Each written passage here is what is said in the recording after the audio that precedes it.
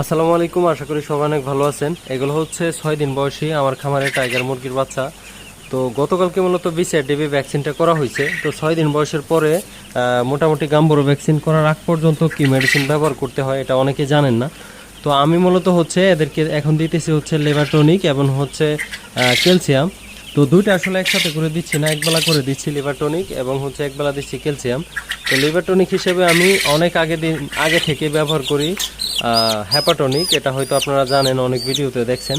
আর calcium হিসেবে কম টাকার মধ্যে মোটামুটি ভালো একটা ক্যালসিয়াম হচ্ছে ক্যালফ্লেক্স। আর যারা মুরগি পালনের সাথে জড়িত আছেন তারা হয়তো চিনবেন এই মেডিসিনটা।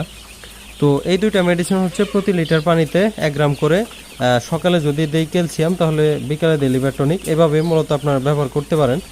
আর এদিকে হচ্ছে আজকে 4 দিন বয়সী টাইগার মুরগি বাচ্চাগুলো।